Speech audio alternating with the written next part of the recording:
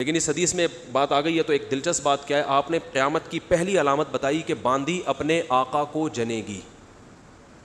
یعنی لونڈی اور غلام سے جو بچہ پیدا ہوگا وہ ماں کا بیٹا کم اور ماں کا باپ بولو زیادہ، ماں کا مولا اور ماں کا آقا زیادہ ہوگا.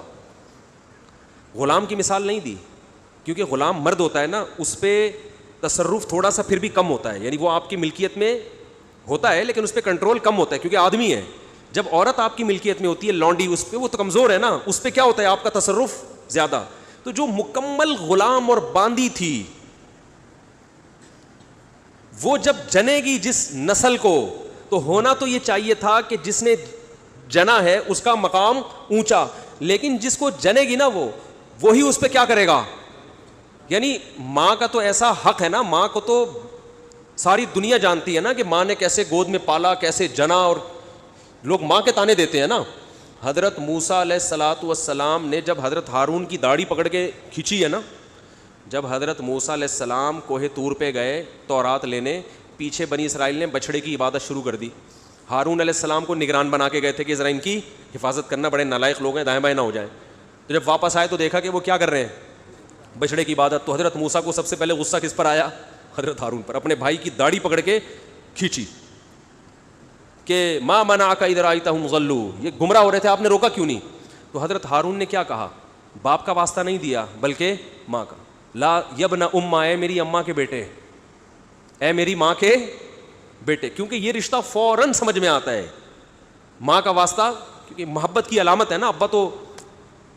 ابا جو ہے نا وہ تربیت کے لیے اللہ نے بنایا ہے، وہ محبت واپس زیادہ ابا سے امیدیں نہیں لگایا کریں. ابا کی ایک الگ ویلیو ہے، محبت بہت زیادہ کرتے ہیں ابا، لیکن وہ جتلاتے نہیں ہیں. وہ کہہ رہے ہیں تمیز سے زیادہ لاڈ پیار دکھاؤ گے نا ابا، یہ ہو گیا تمیز سے بیٹھ وہاں جا کے آرام سے، ٹھیک ہے نا، جو بات ہے ادب تمیز. ماؤں کو زیادہ ادب تمیز نہیں، ماؤں کو لاڈ چاہیے ہوتے ہیں. تو اس لیے ابا محبت تو بہت کرتے ہیں لیکن وہ آسانی سے سمجھ میں نہیں آتی کیونکہ تعظیم اس پہ غالب ہوتی ہے. اماں کی محبت 2 منٹ میں سمجھ میں آ جاتی ہے. تو جب بھی واسطہ دیا جاتا ہے کس کا؟ اماں کا. تو حضرت ہارون بھی واسطہ کس کا دے رہے ہیں کہ بھائی ایک ہی ماں کے ہم دونوں اولاد ہیں، آپ اتنی سختی تو نہ کریں نا، ماں کا واسطہ دے رہا ہوں آپ کو، یبن اماں، اے میری اماں کے بیٹے.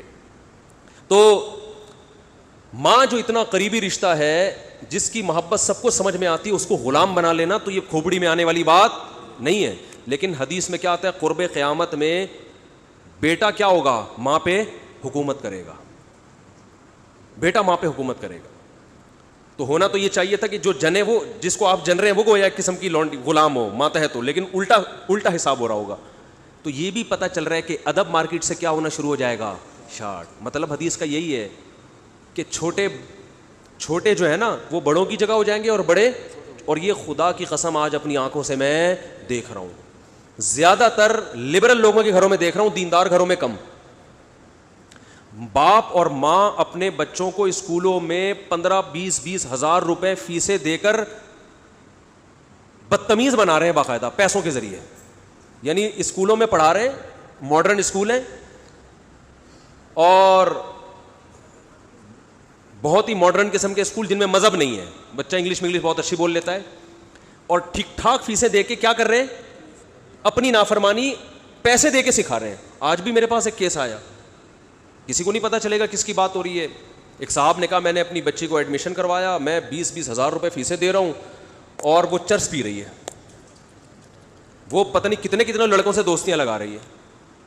تعلیم کو فوکس کرنے کے چکر میں تہذیب کا بیڑا غرق کر دیا. یعنی گویا کہ پیسے دے کے باقاعدہ کیا کیا جا رہا ہے؟ اپنے بچوں کو خراب کیا جا رہا ہے.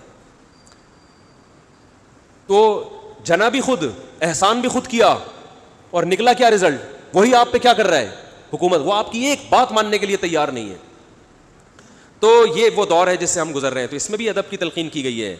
جب کچھ اس طرح کے لوگ آتے ہیں نا میرے پاس کہ باپ بیٹا بیٹھا ہوا ہوتا ہے اور باپ اپنے بیٹے کی شکایتیں کر رہا ہوتا ہے بڑے دھیمے لہجے میں کہ بچے کو غصہ نہ آ جائے، اور بیٹا جواب دے رہا ہوتا ہے بڑی اونچی آواز میں. یہ میں نے بہت دیکھ لیا ہے، بہت دیکھ لیا اپنی زندگی میں.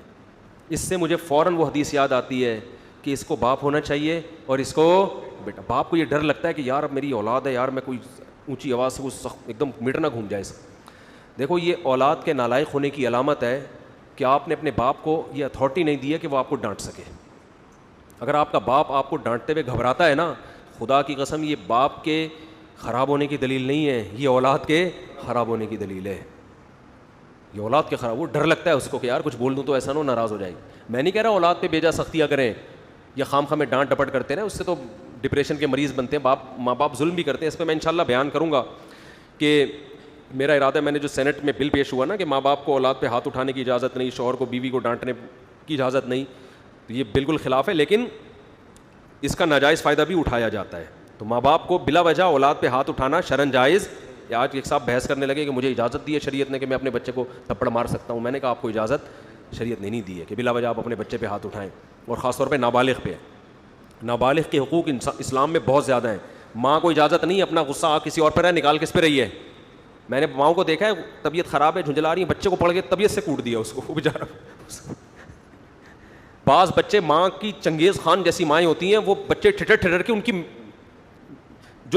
جو گروتھ ہے نا وہی رک جاتی ہے ان کی, اتنا سختی کا ماحول انہوں نے گھر میں دیکھا ہوتا ہے. تو یہ نہ باپ کے لیے جائز ہے اور نہ ماں کے لیے. تو اس میں علماء کے واقعات بھی سناؤں گا کہ اپنی اولاد کو مارنے سے پہلے کیا ان کے اصول تھے کہ ہم زیادتی نہ کر بیٹھیں.